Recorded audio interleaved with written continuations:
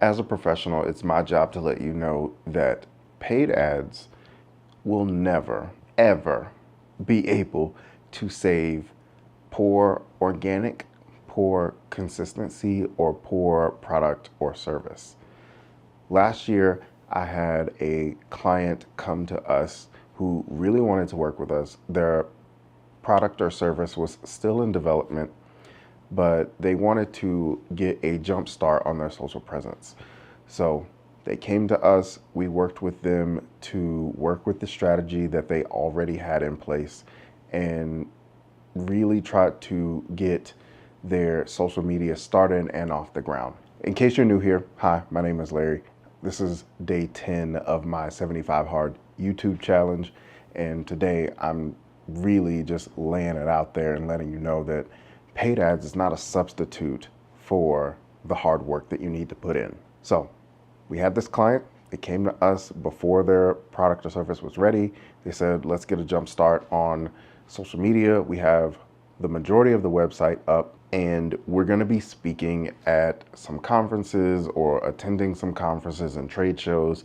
And we'd really like to be able to get some attention and let people know that we're gonna be there and just get some excitement going about our new product service, even though it's not on the market yet. So our firm, me, started working on pulling elements from the website, trying to work with their marketing person who was part-time, by the way, and getting information from them and their understanding of the service. And so I had several meetings with them. I worked on graphics and social media things.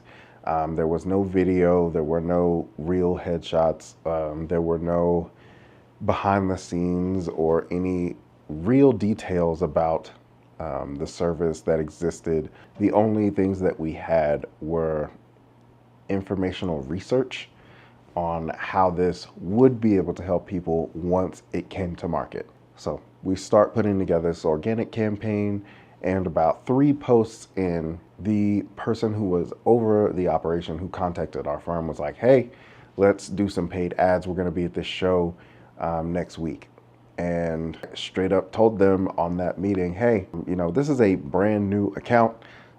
You have no one's trust. No one knows who you are.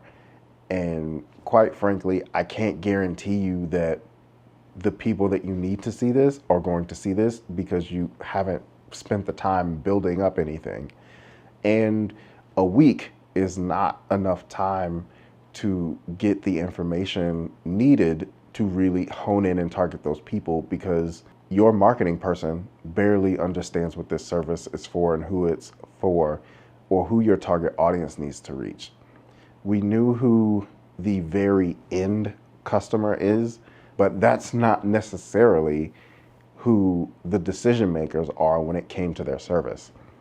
And so finding those people takes time, and creating information in social posts and gaining their trust takes time, and a week was not enough time. The client was headstrong. They said, this is our budget, this is what we want to do, we really need you to help us. So I talked it over with my manager, and you know, I laid it all out, and we decided to try anyway. So once we decided to try, I was like, hey, I need to get even more clear on what this service is. When is it coming to market? What can people expect to hear from you? What can people expect to hear from you at this conference or this trade show? How long are you going to be there? Who exactly is going to be there? Do we have a picture of this person? Who are they trying to talk to? And so I put together, I believe, 4 or 5 different variations of ad based on the information that I was given. And, you know, I put all of my knowledge together. I did a little bit more digging, a little bit more research, and I tried to hone in on who their target audience would be. And I targeted it because this was a trade show and a conference. People were traveling from all over the place.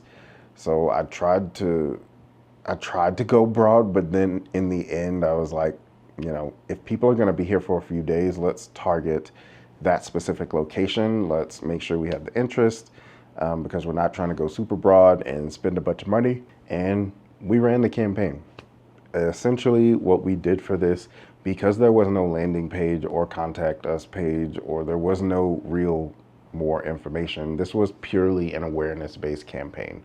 And the way that we tracked it was how many impressions could we get for a certain amount of money. And then the measure or KPI that we were going off of was, would anyone at the conference know them or recognize them based on the social media ad presence? So the campaign ran, they went to the trade show, and afterwards, because we weren't there, we didn't see them, we asked in the follow-up meeting, hey, did anyone recognize you? Did anyone notice you? Did anyone say anything? And essentially they were like, no one knew who we were. And I'm gonna be 100% honest, it took a lot of self-control to not say, I told you so, because that's exactly what I told them what would happen, because a week was not enough time.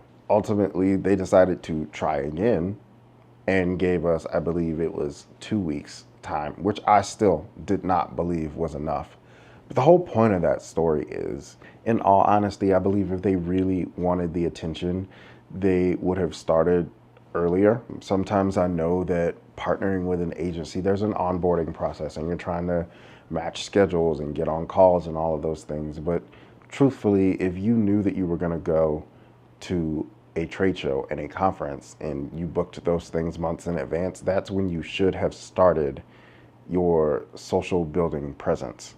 If you thought that you were going to have money to spend on ads. I know sometimes that when you are scrolling on social media and you see those ads and it's like coming soon and limited time offer and things like that, people assume that those things pop up at the last minute to entice people, and sometimes they do.